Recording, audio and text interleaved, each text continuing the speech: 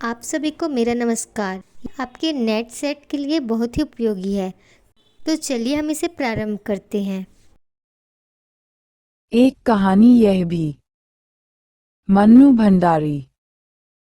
कलकत्ता में उस जमाने में शायद हिंदी पढ़ाने वालों की बहुत कमी रही होगी, इसलिए एमए करते ही बालीगंज शिक्षा सदन वालों ने आग्रह करके मुझे अपने यहाँ रख लिया। मैंने भी तुरंत अपनी स्वीकृति दे दी, बिना ये सोचे कि स्कूल से अपना करियर शुरू करना भविष्य के लिए कैसा रहेगा। सच बात तो ये है कि उस समय मैं उत्साह से भरी हुई थी और वर्तमान ही मेरे लिए सब कुछ था। भविष्य की बात तो दूर दूर तक कहीं दिमाग में थी ही नहीं। बालीगंज शिक्षा सदन एक नए परिवार में प्रवेश। भाई बहनों के परिवार से बहुत भिन्न था ये परिवार, भिन्न और व्यापक, पर ऊष्मा वैसी ही। पुष्पमवी बोत मुखिया थी उस परिवार की। छात्रों के प्रति बेहद ममतामयी, लेकिन उतनी ही अनुशासन प्रिय भी। विचारों से वे मार्क्सवादी थीं, हो सकता है कभी पार्टी मेंबर भी रही हों। शुरू के दिनों में वे जरूर इधर उधर के और कामों से भी जुड़ी हुई थीं, पर धीरे धीरे उनके सारे सरोकार और गतिविधियों का केंद्र बालीगंज शिक्षा सदन ही होता चला गया था। दिल्ली आने के बाद जब भी मैं कलकत्ता जाती, उनसे मिलने स्कूल जरूर जाती। मैंने देखा कि बढ़ती उम्र के साथ स्कूल के प्रति उनका लगाव मोह में बदलता जा रहा है, मानो स्कूल ही उनकी गति है, उनकी नियति। निकट भविष्य में स्कूल से मुक्त होने की संभावना मात्र से और अधिक चिपक कर रहने लगी वे स्कूल से, यहाँ तक कि मैनेजिंग कमेटी वालों के लिए समस्या बन गई। बहुत सम्मान था सबके मन में उनके लिए और उसी की बिना पर 3-4 साल और काट भी दिए उन्होंने, लेकिन आखिर रिटायर तो होना ही था और मैंने सुना कि रिटायर होने के बाद भी एक अलग कुर्सी दिलवाकर वे अपने ऑफिस के कमरे में ही बैठती हैं। अगली बार जब मैं कलकत्ता गई तो उनसे मिलने उनके घर नहीं, स्कूल ही गई। विचित्र दृश्य देखा। ऑफिस के कमरे में उनकी कुर्सी पर बैठी थी, प्रमोट होकर प्रिंसिपल बनी एक सीनियर टीचर, मंजू नाग, और उनके सामने की कुर्सी पर बैठी थीं वे। उन दोनों के चेहरे, एक चेहरे पर बरसों से पुते सम्मान को ठेक कर झलकती हुई एक बेबस सी खींच और दूसरे के चेहरे पर हमेशा गरिमा में लिपटे रौबदब के भीतर से झांकती एक अनकही सी कातरता।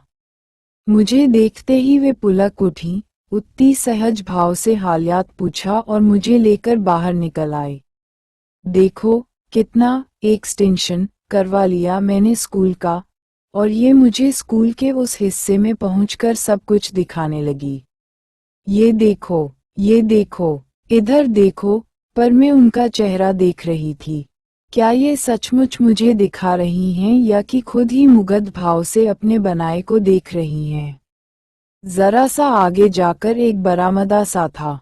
बिना किसी हिचक संकोच के उसके बीचों बीच जमीन पर बैठकर काले पत्थर के बने एक फूल पर हाथ फेर फेर कर ये बताने लगी, देखो कैसा बना है ये। मैंने खुद ड्रॉ करके दिया था ये डिजाइन अपने हाथ से। अच्छा बना है ना? ये वही मिस बोस हैं।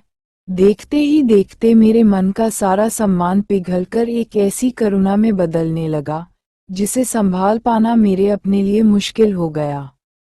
मैं जल्दी से स्टाफ रूम में चली गई। 4-6 लोगों को छोड़कर सभी नए चेहरे। उनकी नजरों में झक्की और सिनिक हो आए मिस बोस के लिए उपहास था, केवल उपहास।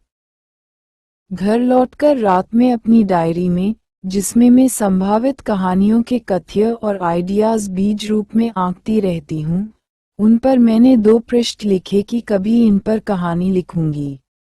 कितने वर्ष हो गए इस बात को, पर कभी कहानी नहीं लिख पाए। उनकी मृत्यु की सूचना के बाद भी नहीं। अपनी निष्ठा, लगन और समर्पण की अति में हास्यास्पद हो आए इस चरित्र की करुणा में जैसा संतुलन और सद्भाव अपेक्षित है, लगा मैं शायद वैसा निभा नहीं पाऊंगी।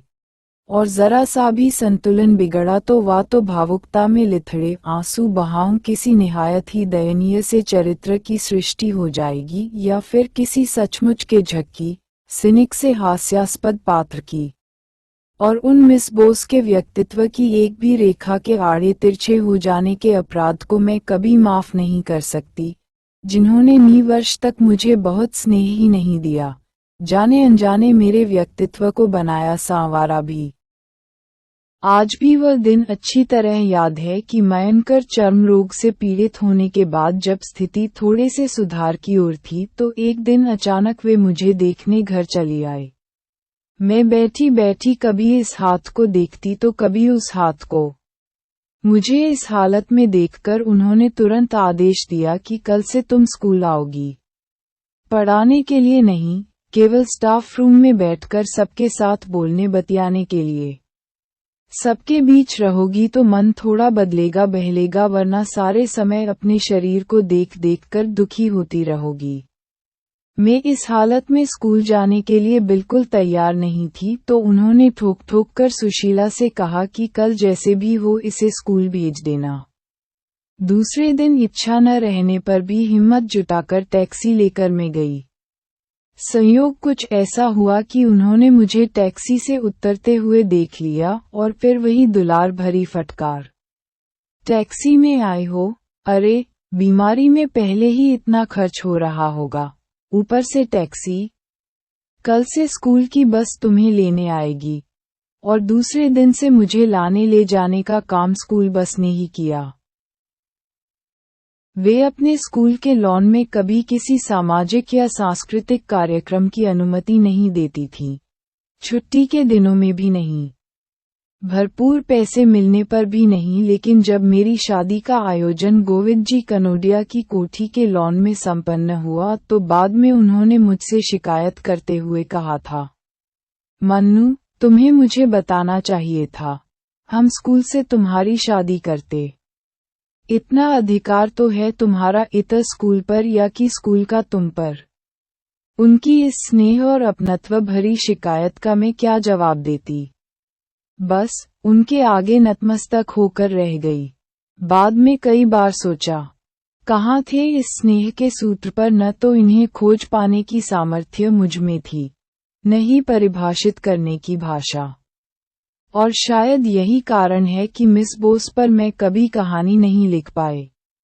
हाँ, एक बात जरूर मन की किसी अनजानी सी परत पर अंकित होकर बैठ गई कि लगन जब किसी उन्मादी लगाव में बदल जाए और निष्ठा और समर्पण अंधे मोह में, तो कैसे आपका पूरा व्यक्तित्व या तो बेहद कुठित और दयनीय बन जाता है या फिर हास्यास्पद। दोनों ही स्थितियां आपके व्यक्तित्व को जर्रा जर्रा बिखेरने के लिए काफी हैं। इसलिए से भी हो इनसे मुक्त हो जाना चाहिए, फिर वह मोह चाहे किसी संस्था से हो, काम से हो, व्यक्ति से हो या संबंध से। हो सकता है ऐसा ही कोई कारण शीता अग्रवाल पर न लिख पाने के पीछे भी रहा हो। उन्होंने भी तो मेरे व्यक्तित्व को बहुत सहेजा सांवारा था। दिल्ली चले जाने के बाद भी उनसे पत्र व्यवहार बराबर चलता रहा, खूब पढ़ने के, जिंदगी में कुछ बनने के आदेश निर्देश उनसे बराबर मिलते रहते थे।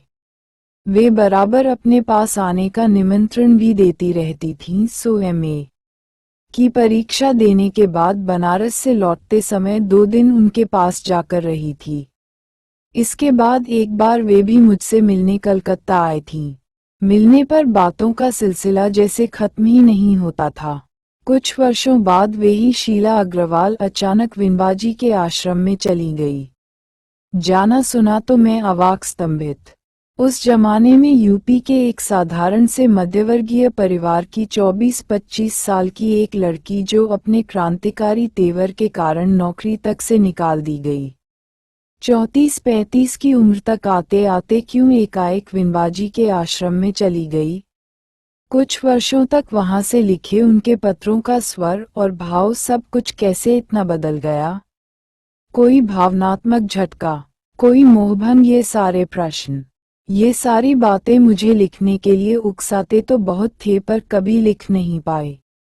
उनके लिए मन में जो एक लगाव भरा सम्मान था, वह शायद मुझे कभी तटस्थ नहीं रहने देता और बिना तटस्थता के कलम उठाना लेखकीय कर्म के प्रति बेईमानी होती। छात्राओं की बात किए बिना बालीगंज शिक्षा सदन का प्रसंग अधूरा ही रह जाएगा।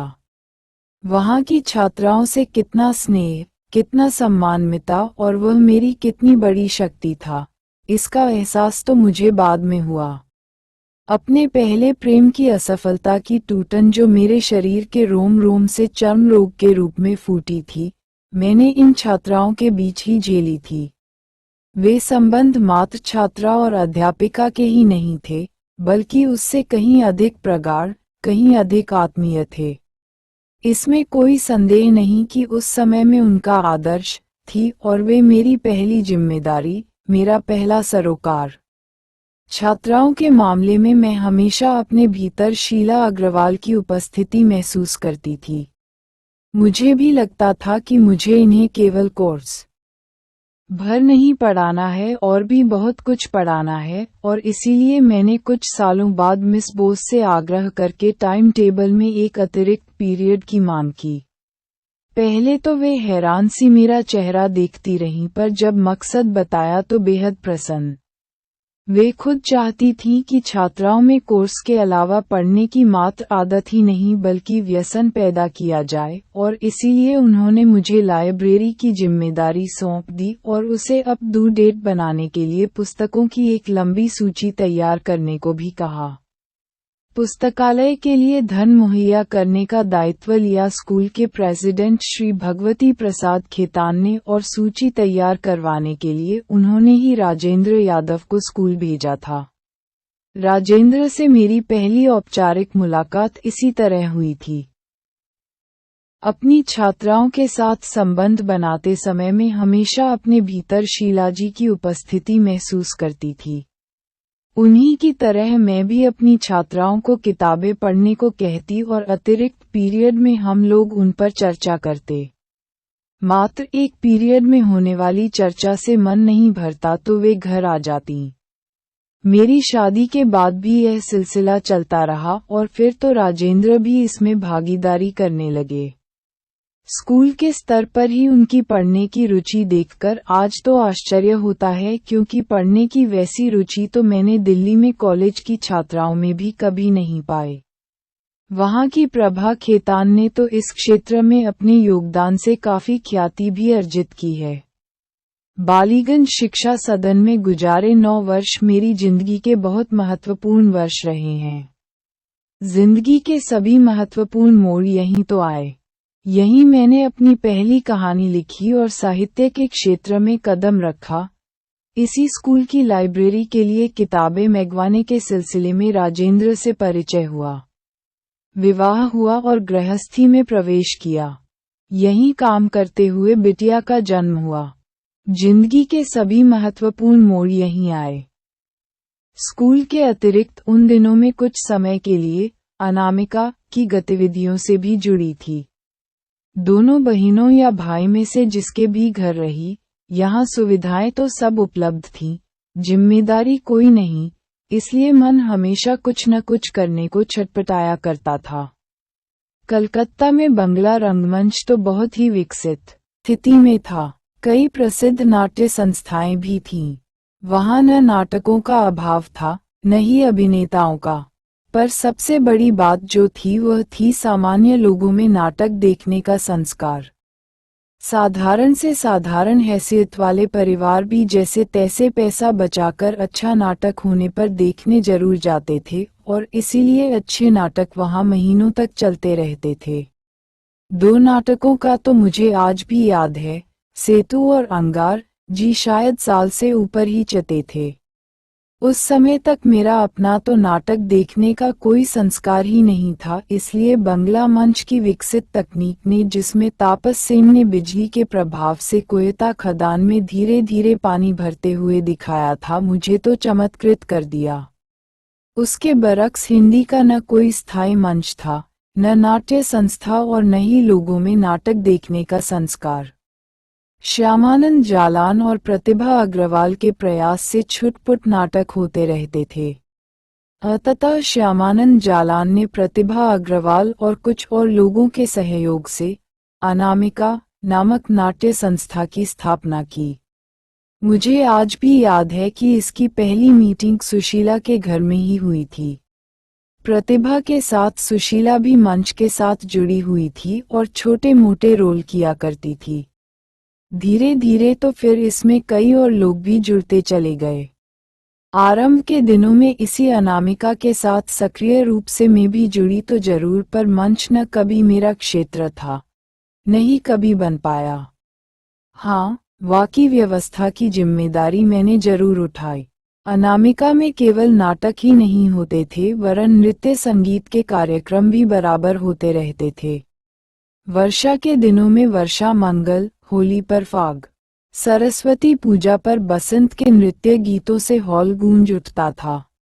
हाँ, नाटक के क्षेत्र में हिंदी के मौलिक नाटकों की कमी सबसे बड़ा संकट थी, इसलिए जब तब अनुदित नाटकों के मंचन से इसकी पूर्ति की जाती थी।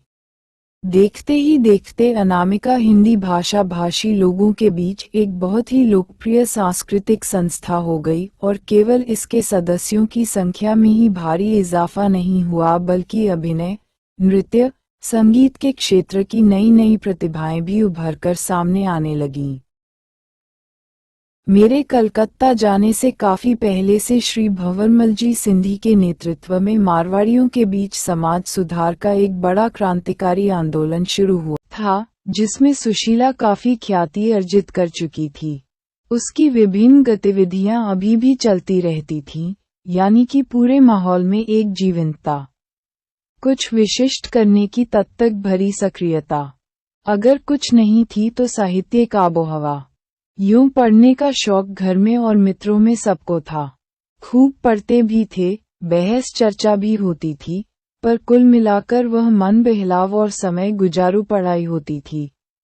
ऐसे में बिना किसी की प्रेरणा और प्रोत्साहन के मैंने अपनी पहली कहानी मैं हार गई कैसे लिखी, मैं खुद नहीं जानती।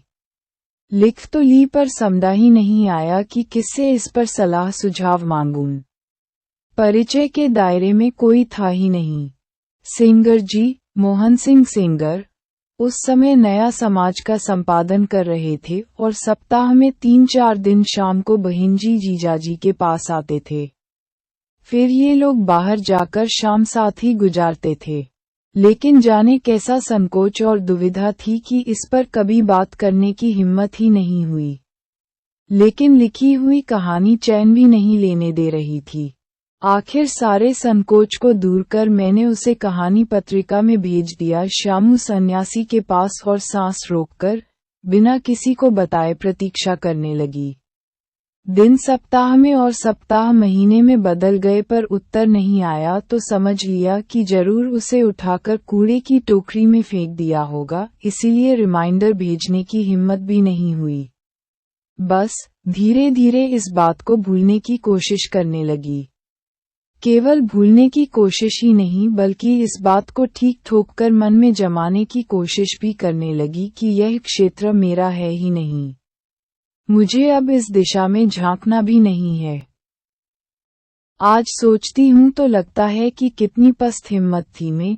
वैसे वह तो मैं आज भी है कि एक रचना का केवल उत्तर नहीं आया, लौटी तो वह भी नहीं थी, और मैं हाथ पैर पूरी तरह ढीले करके उस दिशा से पूरी तरह मुंह मोड़ने का संकल्प लेकर बैठ गई। अरे, लोगों की कई कई रचनाएं लौट तक आती हैं, फिर भी वे लगातार कोशिश करते रहते हैं, और गहरे संकल्प के साथ। पर उस समय तक तो लेखन और लेखन के क्षेत्र का ककहरा तक नहीं जानती थी, सो ये सब कैसे जान पाती।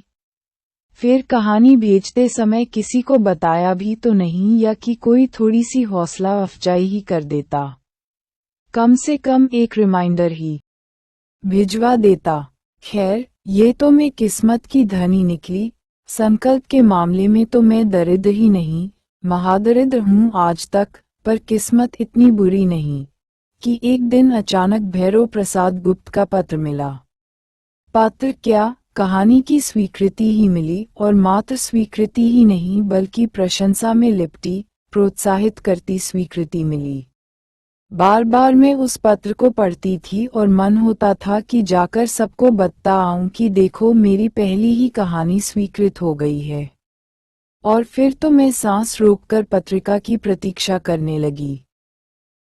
अपनी पहली कहानी को पत्रिका में छपा हुआ देखना भीतर तक थरथरा देने वाले रोमांचक अनुभव से गुजरना था। वैसा थर्ल, वैसा रोमांच तो उसके बाद मैंने फिर कभी महसूस ही नहीं किया, जबकि कई बड़े बड़े और महत्वपूर्ण अवसर आए। अपनी कहानी पर बनी फिल्म रजनीगंधा, उसके सिल्वर जुबिली समारोह में शिरकत, धर्मयुग में धारावाहिक रूप में छपते समय अपने उपन्यास आपका बंटी पर पाठकों की गुदगुदाती व्यापक प्रतिक्रियाएं, महाभोज का अविस्मरणीय मंचन और सभी अखबारों में उसकी रिव्यूज। लेकिन नहीं, वैसा अनुभव फिर कभी नहीं हुआ। आज सोचती हूँ तो आश्चर्य होता है कि कैसे कहानी जब तक पन्नों पर लिखी हुई थी, न जाने कितने अगर मगर, दुविधा, संकोच, झिझक मन को घेरे रहे थे। विश्वास नहीं होता था कि जो कुछ लिखा है वह किसी लायक भी है, लेकिन छपकर आते ही मन आत्मविश्वास से भर उठा। मुझे लगने लगा जैसे मेरी कहानी ही नहीं, मैं स्वीकृत हुई हूँ, मेरा अपना वजूद स्वीकृत हुआ है, अपनी एक अलग और विशिष्ट पहचान बनाता हुआ वजूद। स्वीकृति की सान पर चढ़कर ही शायद आत्मविश्वास को ऐसी धार मिलती है। कई बार ख्याल आता है कि यदि मेरी पहली कहानी बिना छपे ही लौट आती तो क्या लिखने का ये सिलसिला जारी रहता या वहीं समाप्त हो जाता। क्योंकि पीछे मुड़कर देखती हूँ तो याद नहीं आता कि उस समय लिखने को लेकर बहुत जोश, बेचैनी या बेताबी जैसा कुछ था। जोश का सिलसिला तो शुरू हुआ था कहानी के छपने, भैरव जी के प्रोत्साहन और पाठकों की प्रतिक्रिया से। पर वह भी मात्र जोश था, मन में घुमड़ती बातों को व्यक्त करने, कहानी में पिरोने की ललक से भरा हुआ। उसके पीछे कोई गंभीर सोच, वैचारिकता या दायित्व बोध जैसा शायद ही कुछ था। यह मैं अच्छी तरह जानती और मानती हूँ कि आज इस क्षेत्र में प्रवेश करने वाले रचनाकार अधिक सचेत और समर्थ होते हैं। फिर भी कभी कभी मात्र 2-3 कहानियां लिखने के बाद ही कुछ कहानीकारों के बौद्धिकता में पगे और गहरे दायित्व बोध के बोझ से बोझिल वक्तव्यों को पढ़ती हूँ तो हैरत होती है। नकल की बिना पर टिकी बौद्धिकता के बोझ को झेलने में असमर्थ उनकी रचनाओं को देखकर तो और भी तरस आता है। आज जब अवसर आया है तो यहाँ मैं भैरव जी के प्रति अपनी कृतज्ञता जरूर व्यक्त करना चाहूंगी, जिसे बरसों से मैं अपने साथ ही लिए घूमती रही हैं। मैंने जब इस दिशा में अपना पहला ही कदम रखा था तो उन्होंने मुझे केवल प्रोत्साहित ही नहीं किया था वरन मेरा मार्गदर्शन भी किया था। आज भी याद है जब मैंने अपनी तीसरी कहानी अभिनेता उनके पास भेजी, बिना सोचे समझे धड़ाधड़ कहानियां लिखने का नशा जो चढ़ा हुआ था उन दिनों, तो तुरंत उनका उत्तर आया, कोशिश तो यही करनी चाहिए कि कहानी का ग्राफ बराबर ऊपर की ओर चढ़ता रहे, पर ऊपर की ओर न भी चढ़े तो कम से कम उस स्तर पर तो जरूर ही बना रहे जहां से शुरू किया था। पर तुम्हारी यह कहानी तो ग्राफ के नीचे की ओर सरकने का संकेत कर रही है। ध्यान रहे आगे से ऐसा न हो। मैं भैरव जी से कभी मिली नहीं, बरसों तक उन्हें देख भी नहीं पाई थी, नहीं उन्होंने कभी मेरी भेजी हुई किसी कहानी की स्क्रिप्ट को कभी संशोधित परिवर्तित करके भेजा। हो सकता है कभी इसकी जरूरत ही न पड़ी हो। इस कहानी को भी उन्होंने जस का तस छाप तो दिया, पर उनकी इस एक चेतावनी ने ही मुझे अपने लेखन के प्रति पूरी तरह सचेत जरूर कर दिया। इसी संदर्भ में एक बात और याद आए तो उसका उल्लेख भी कर ही हूँ। मेरी शादी के बाद भैरव जी ने बड़े हल्के फुल्के मूड में कभी किसी से कहा था, मन्नू भंडारी मेरी खोज है और राजेंद्र यादव की प्राप्ति। अब यह अलग बात है कि इस प्राप्ति को राजेंद्र जब तक मैंने उन्हें अपने से पूरी तरह मुक्त नहीं कर दिया, शायद एक नुकसान की तरह ही ढोते भुगतते रहे। पर आश्चर्य तो इस बात का है कि उन्होंने कभी भी अपने को इस नुकसान से मुक्त करने की कोशिश तक नहीं की। बिना किसी व्यवधान के कुछ कहानियां छपने और पाठकों की व्यापक प्रतिक्रिया, अधिकतर प्रशंसात्मक ही, मिलने का परिणाम ये हुआ कि अब बिना किसी झिझक संकोच के और थोड़े आत्मविश्वास के साथ कहानियां लिखने का सिलसिला शुरू हो गया। यहीं एक बात जरूर कहना चाहूंगी कि कहानी पत्रिका में छपी शुरू की 2 कहानियों के साथ मेरा चित्र नहीं छपा था और नाम स्पष्ट रूप से लिंग बोधक नहीं था, सो अधिकतर पत्र तो प्रिय भाई संबोधन से ही आए। खूब हंसी आई, पर एक संतोष में हुआ कि यह प्रशंसा लड़की होने के नाते रियायती बिल्कुल नहीं है। उस समय इसका भी बड़ा चतन्या विशुद्ध कहानी की है। चित्र छपने पर ही यह गलतफहमी दूर हुई थी। तब एक बैठक में कहानियां लिखी थीं, बिल्कुल सहज भाव से। कलात्मकता, शिल्प, बिंब, प्रतीक, तराश, ये सारी बातें मेरी समझ के दायरे के बाहर थीं। दायरे में था तो उल्लास भरा वह उत्साह और गहरी पहचान वाले वे पात्र, जिनके जीवन की व्यथा विडंबना मुझे लिखने के लिए प्रेरित करती थी और जिसे कहानी में पिरोकर उड़ेल देने की मैं व्यग्र रहती थी। शुरू की कहानियों इसी आवेश में लिखी गई हैं, बल्कि कहूं कि उगली गई हैं। साफ कोई की मांग है कि यह बात लिखी तो इतना उल्लेख और कर दूं कि साक्षात्कार के लिए आए एक साहब ने अबोधपने की इस बात पर अच्छी खासी खिंचाई की थी मेरी। उनका कहना था कि जिसकी पहली ही 2 कहानियों में हार गई और शमशान सचेत शिल्प के नमूने हों, वह अबोधता का ये नाटक क्यों करे। उस जमाने के हिसाब से तो अच्छे खासे प्रयोग थे ये, और जिसका सिलसिला आगे की कुछ कहानियों में भी ढूंढा जा सकता है। उन्होंने मुझे निरुत्तर तो कर दिया, क्योंकि यह तो नहीं कह सकती थी कि प्रयोग ने अपने आप को करवा लिया मुझसे, लेकिन जो कहना चाहिए था वह न तब कहा न आज ही कहूंगी, क्योंकि उसमें भी नाटक लगने की पूरी संभावना है। 7-8 कहानियां लिख लेने के बाद राजेंद्र से परिचय हुआ। यूं मैं उनको रचनाओं से ही नहीं, उनके चेहरे से भी परिचित तो थी, क्योंकि 2-4 बार कॉफी हाउस में उन्हें देखा था, पर औपचारिक परिचय हुआ बालीगंज शिक्षा सदन के पुस्तकालय के लिए पुस्तकों की सूची बनवाने के सिलसिले में। 2-4 मुलाकातों के बाद ही यह परिचय मित्रता में बदल गया, जिसका मुख्य आधार था लेखन।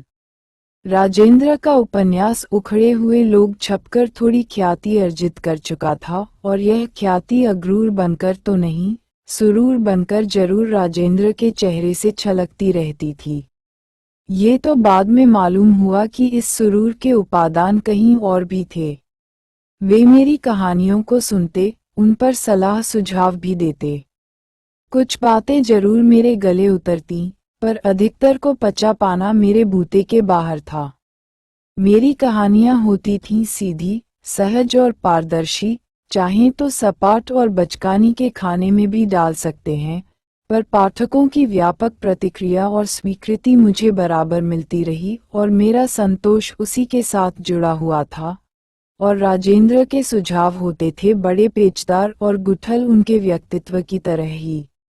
मेरे लिए तो बस यही बड़े सुख संतोष की बात थी कि एक लेखक स्थापित, यशस्वी और पूरी तरह लेखक मेरे मित्र हैं। सन 57 में अमृतराय जी ने कुछ और लेखकों के सहयोग से इलाहाबाद में बहुत बड़े स्तर पर प्रगतिशील लेखकों का एक सम्मेलन आयोजित किया था, जिसमें सभी पीढ़ियों के साहित्यकारों ने शिरकत की थी। उसका निमंत्रण पाकर मैं तो बेहद पुलकित और उत्साहित, पर हाँ, राजेंद्र का साथ न मिलता तो अकेले जाने का साहस में शायद ही जुटा पाती। कहानियां लिखने, छपने और एक संग्रह आ जाने के बावजूद अपने को कहानीकारों में सम्मिलित कर सकूं, साहित्यकारों के ऐसे सम्मेलन में भाग ले सकूं, ऐसा हौसला तो बिल्कुल नहीं था। वहां पहली बार मोहन राकेश, कमलेश्वर, रेणु, अमरकांत और नामवर जी से मुलाकात हुई थी। कमलेश्वर जी को उस आयोजन में भूत की तरह काम करते देखा था।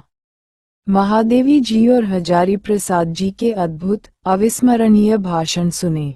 प्रगतिशील और परिमलियों के भेद भी कुछ कुछ समझ में आए। इन सब लोगों का जोश खरोश देखा, अलग अलग गोष्ठियों में इनकी बातें बहसें सुनी। लौटने के कुछ समय बाद राकेश जी, कमलेश्वर जी से पत्र व्यवहार शुरू हो गया था। कमलेश्वर जी ने अपने नए नए खोले श्रमजीवी प्रकाशन के लिए पुस्तक मांगी तो तुरंत उन्हें अपने दूसरे संकलन 3 निगाहों की एक तस्वीर की पांडुलिपि सौंप दी और उसके साथ ही मुझे लगने लगा कि मैं इन लोगों की जमात में शामिल हो गई हूँ। मेरे भीतर एक नई दुनिया आकार लेने लगी, जिसके संदर्भ और सरोकार दूर दूर तक फैले थे।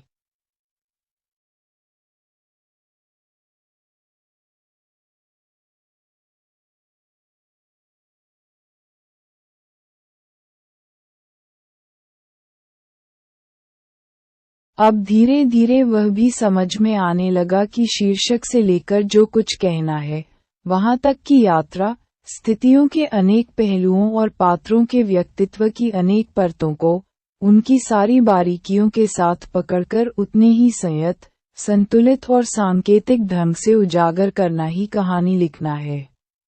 लेकिन इस समझ के साथ ही सारे संकट भी आ खड़े हुए। पहले पात्र मेरे साथ साथ चलते थे, पर बाद में तो सामने आ खड़े होते, चुनौती देते, ललकारते से कि पकड़ो, मेरे व्यक्तित्व के किन पक्षों और पहलुओं को पकड़ सकती हो।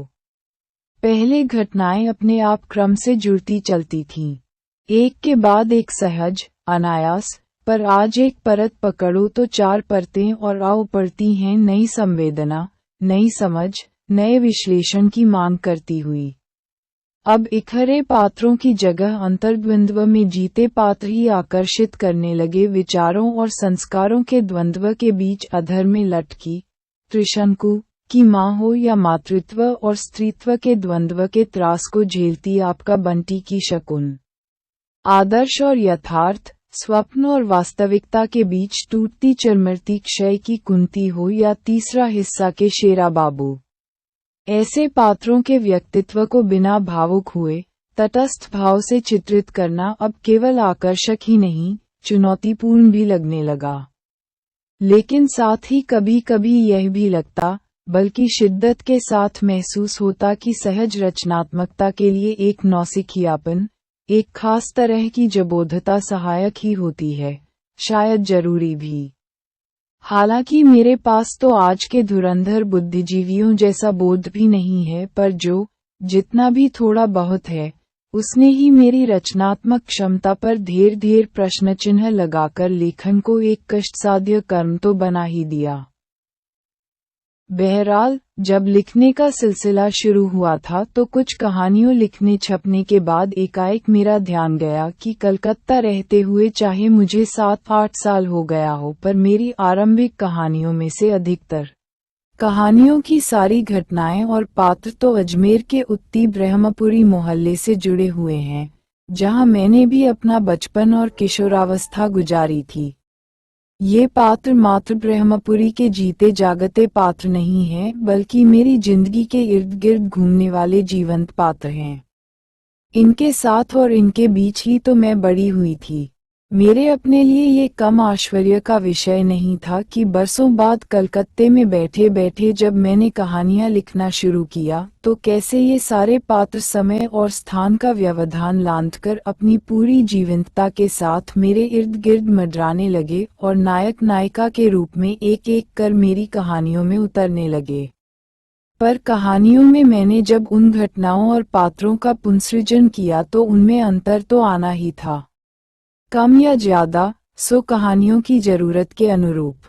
आप इनमें क्या तुरंत घटी किसी घटना पर भी कहानी लिखेंगे तो उसमें भी यह अंतर तो अनिवार्य है। घटी हुई घटना यदि एक वास्तविक ब्यौरा भर है तो कहानी उसी घटना पर आधारित एक कलात्मक सृजन। अब यह अंतर कैसा होगा, कितना होगा, इसका न कोई नियम है, न ही कोई अनुपात। कहानी अपने आप यह अंतर करवा लेती है। कभी कभी तो यह अंतर इतना अधिक भी होता है कि वास्तविक घटना और पात्र का कहानी के घटना पात्रों के साथ कोई तालमेल तक दिखाई नहीं देता। बस मूल घटना का मात्र केंद्रीय भाव, सो भी कभी बड़े प्रत्यक्ष रूप में तो कभी बड़े परोक्ष रूप में कहानी में जरूर अंतर्निहित रहता है। इस सारी बात को स्पष्ट करने के लिए बेहतर होगा कि मैं अपनी कुछ आरंभिक तो कुछ बाद की कहानियों का उल्लेख ही कर दूं। सबसे पहले उल्लेख करती हूँ अपनी अकेली कहानी का, जिसने मुझे इतनी शोहरत, इतनी ख्याति दी और छपने से लेकर आज तक यह न जाने कितनी पाठ्य पुस्तकों में संकलित भी है।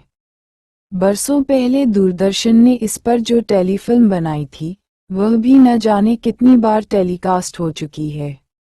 इस कहानी की बात करते ही मुझे अजमेर के अपने बड़े से आंगन में बनी कोठरी में रहने वाली वे विधवा बुढ़िया याद आ जाती हैं, जिन्हें हम नानी साहब कहा करते थे।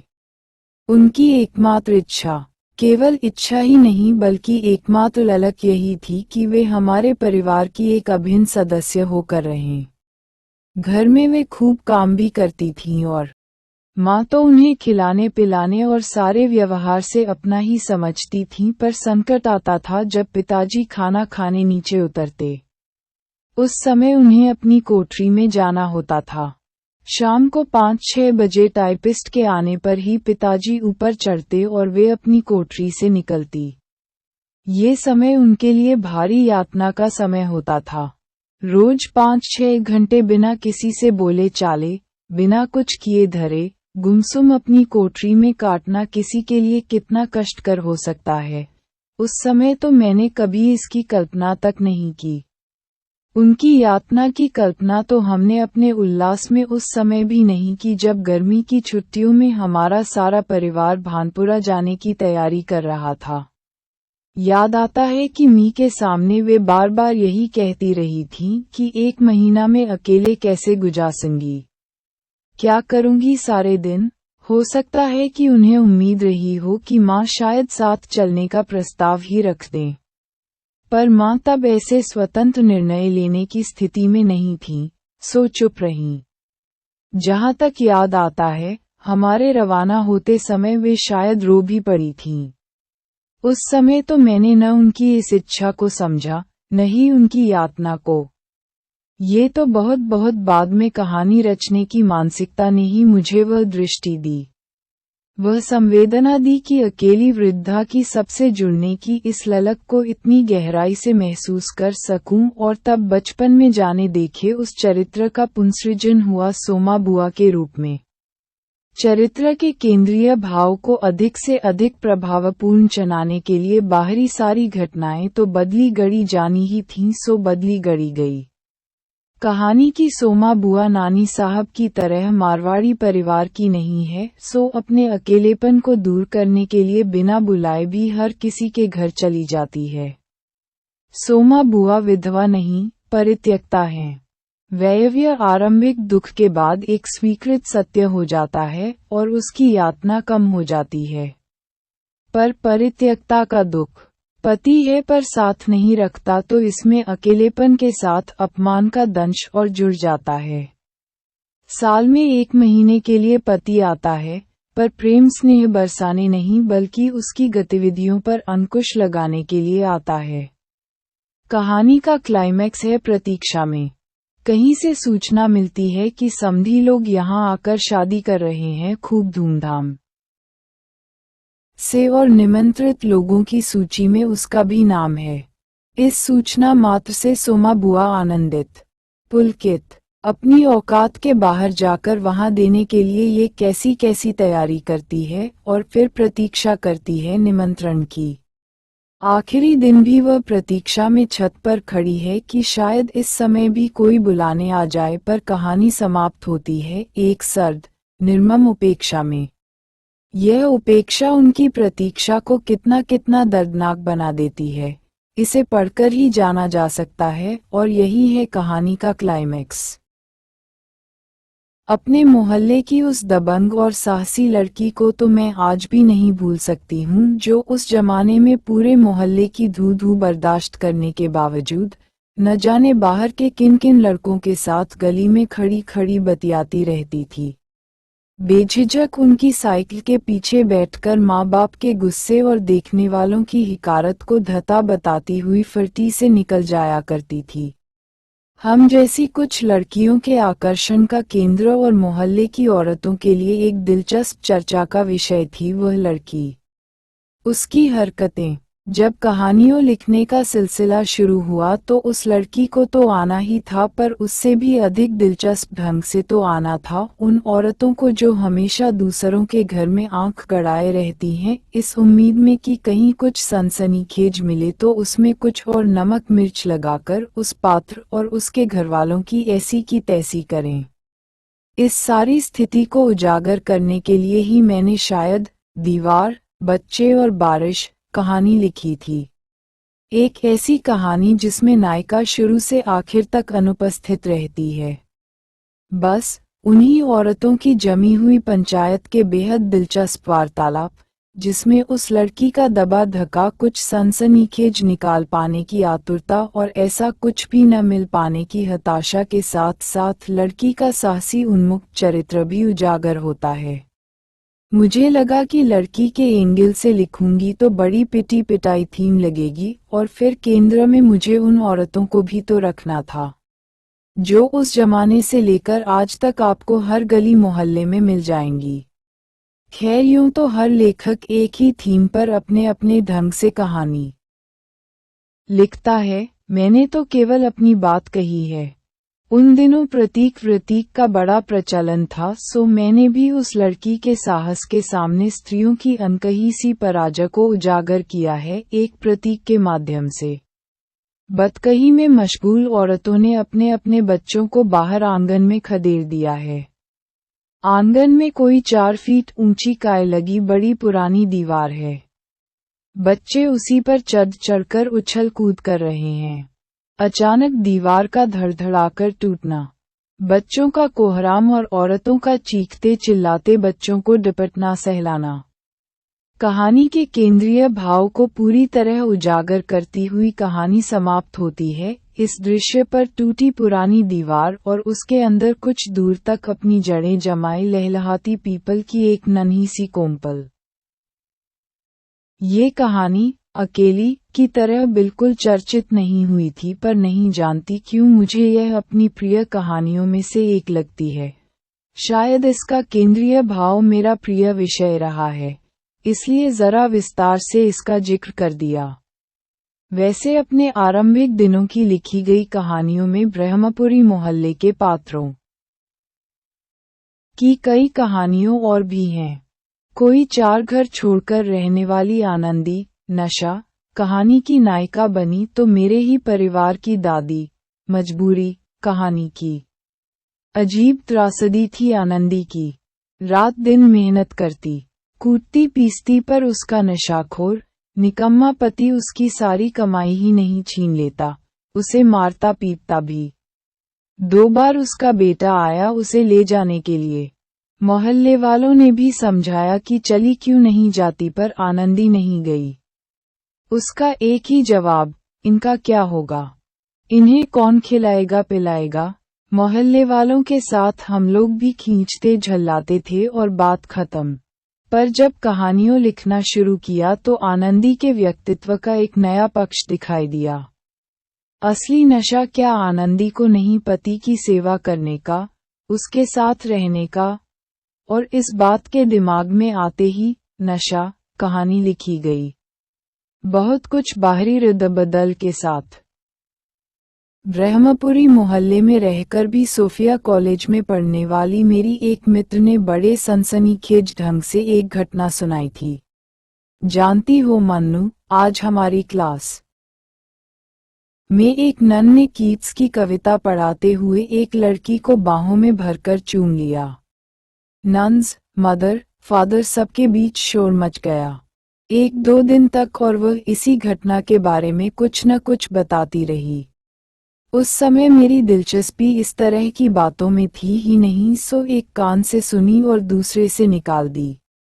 बरसों बाद अपने पूरे भीतरी अर्थ के सामने ये घटना कौंधी तो लिखी गई, ईसा के घर इंसान कहानी।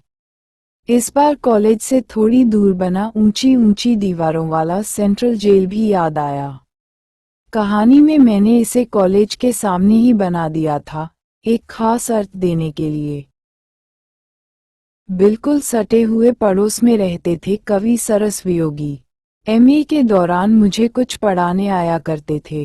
पढ़ाते बढ़ाते तो कुछ खास नहीं थे, शायद इस लायक थे ही नहीं, पर बड़ा रस ले लेकर अपनी आत्मकथा के कुछ अंश सुनाया करते थे।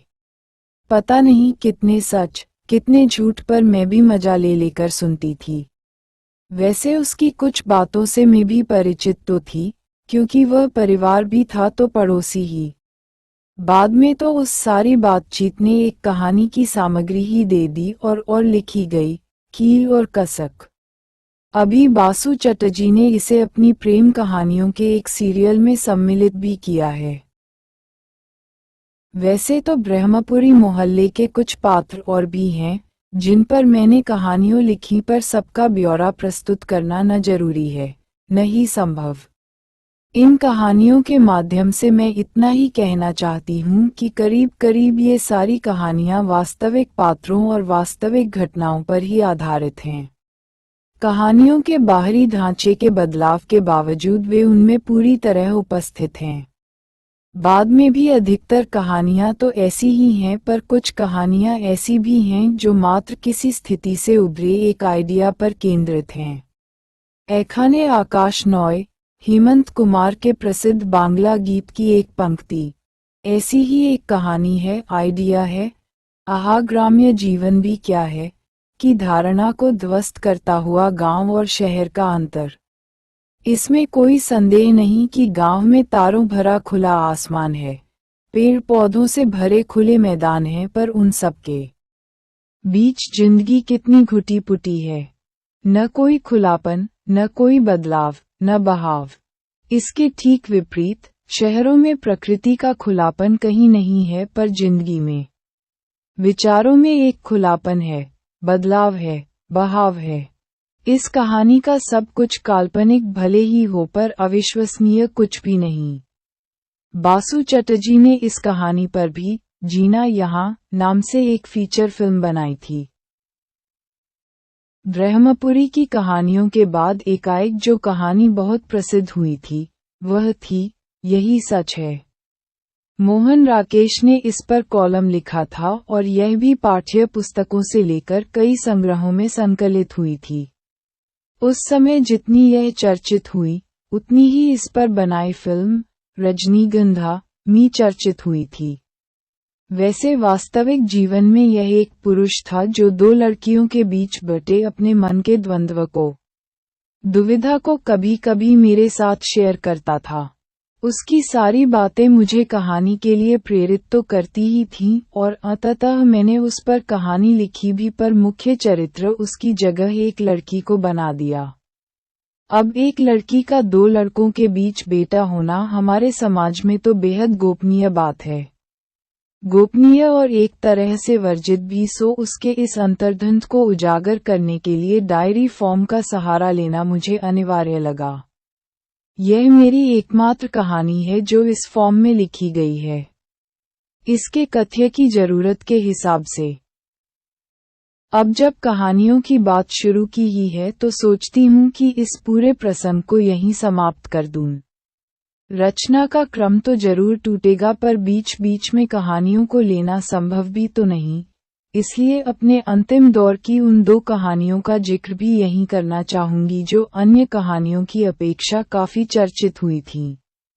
ये उस दौर की कहानियां हैं जब मेरी कहानियों के शिल्प और शैली में हास्य और व्यंग्य का पुट जुड़ गया था। मैंने तो ये प्रयोग की तरह ही किया था, पर आश्चर्य है कि यह बहुत सफल रहा और मेरी ये दोनों कहानियों उम्मीद से कुछ अधिक ही चर्चित हुई। ये दो कहानियों हैं त्रिशंकु और स्त्री सुबोधिनी। क्रम तो मुझे इतना ठीक से याद नहीं, पर मैं पहले त्रिशंकु को ही लूंगी। हम लोग शक्तिनगर वाले मकान की पहली मंजिल में रहते थे। ठीक। धन्यवाद। नेटसेट जेईई टीजीटी पीजीटी या पीजी एवं अन्य सभी प्रतियोगी परीक्षाओं से के लिए आप मेरे द्वारा बनाए गए YouTube चैनल हिंदी की दुनिया के माध्यम से आप देख व सुन सकते हैं।